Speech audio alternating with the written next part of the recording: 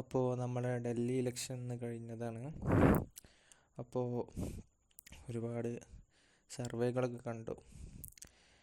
BJP ആദ്മിനെ മലർത്തിയടിക്കും, വൻ ഭൂരിപക്ഷത്തിൽ വിജയിക്കും എന്നൊക്കെ പറഞ്ഞിട്ട്. അപ്പോൾ അതൊക്കെ വെറും തള്ളാണ്. കഴിഞ്ഞ പ്രാവശ്യം 61% വോട്ടാണ് പോൾ ചെയ്തത്. ഇത്തവണ നമുക്ക് ലാസ്റ്റ് റിസൾട്ടൊന്നും കിട്ടിയിട്ടില്ലെങ്കിലും ഏകദേശം ഒരു 62-നോടടുത്ത് പോളിംഗ് ഉണ്ടാവാം. അപ്പോൾ ഇതിൽ കഴിഞ്ഞ പ്രാവശ്യം കോൺഗ്രസ്സിന് 4% വോട്ടാണ് കിട്ടിയത്. അത് ഇത്തവണ അവർ ഉയർത്തും. കാരണം ഡൽഹിയിൽ നിന്ന് ആദ്മിനെ പൊളിക്കണം, എന്നാലുള്ളൂ പഴയ കോൺഗ്രസ് തിരിച്ചു വരുള്ളൂ. അപ്പോൾ കോൺഗ്രസ് എന്തായാലും BJPക്ക് വോട്ട് കുത്തിയിട്ട് ആദ്മിനെ തോൽപ്പിക്കില്ല. അപ്പോൾ മാക്സിമം വോട്ട് പിടിക്കാൻ നോക്കും. അപ്പോൾ കഴിഞ്ഞ പ്രാവശ്യത്തെ 4 ഇത്തവണ 6% ആക്കും. അപ്പോൾ ഈ 62%-ൽ 6% പോയി കഴിഞ്ഞാൽ 56% വോട്ടാണുള്ളത്. ഇതിൽ തന്നെ വേറെ ഒരുപാട് ആൾക്കാരുണ്ട്, അവർക്കൊക്കെ 0.1% ഉണ്ടാവുള്ളൂ. എന്നാലും നമ്മളൊരു ഡ്രോൺ ഫിഗർ ആയിട്ട് 56% എടുക്കുന്നു. ഇതിൽ ഡൽഹിയിൽ 18% മുസ്ലിം വോട്ടും 17% ദളിത് വോട്ടുണ്ട്. ഇത് രണ്ടും പാടി ടോട്ടൽ 35% വോട്ടായി. ഇതിലെങ്ങനെയായാലും ഒരു 28% വോട്ട് എന്ത് ചെയ്യും, പോൾ ചെയ്യും. പിന്നെ സിഖ് വോട്ടുണ്ട്, 4% സിഖ് വോട്ടുണ്ട് തോന്നുന്നു, എൻ്റെ അറിവ് വെച്ചിട്ട് ശരിയാണെന്നറിയില്ല. അപ്പോൾ 28% ഈ നാലിൽ ഒരു 2% വോട്ട് പോളിങ്ങിൽ വന്നു കഴിഞ്ഞാൽ 30% വോട്ട് ആദ്മിക്കായിപ്പോൾ. പിന്നെ മുന്നാക്ക് വിഭാഗം അങ്ങനെ കുറച്ച് ആൾക്കാരുണ്ടല്ലോ, അതൊക്കെ പാടെ കൂടിയിട്ട് ഒരു 34% വോട്ട് ആദ്മിക്ക് കിട്ടും. അപ്പോൾ 34% കിട്ടിക്കഴിഞ്ഞാൽ 6% കോൺഗ്രസിൻ്റെയും, അപ്പോൾ 40, പിന്നെ 62-ൽ 22% വോട്ടാണ്. 22% വോട്ട് BJPക്കും കിട്ടും. അപ്പോൾ 6% വോട്ടുകൊണ്ട് കോൺഗ്രസിനെ കൊണ്ട് അത് സീറ്റായിട്ട് എന്തായാലും കൺവേർട്ട് ചെയ്യാൻ കഴിയില്ല.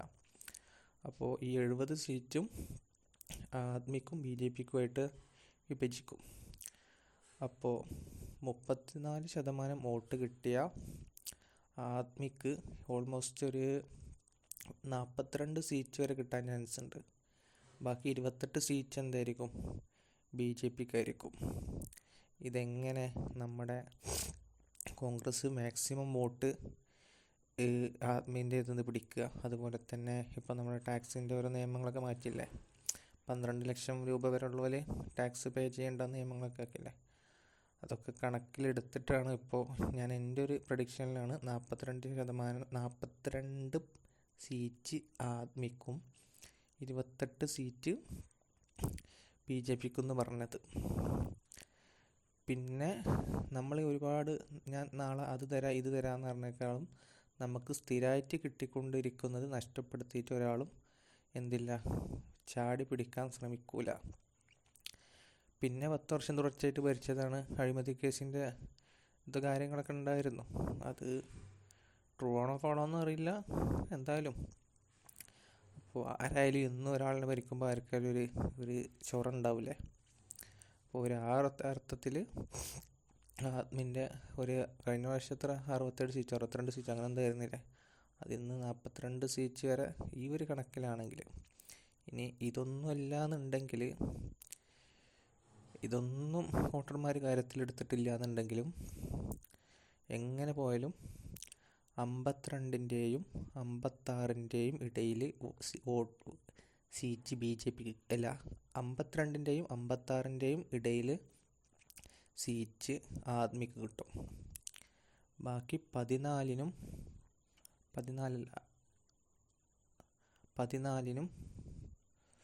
18-നും ഇടയിലായിരിക്കും BJPയുടെ സീറ്റ്.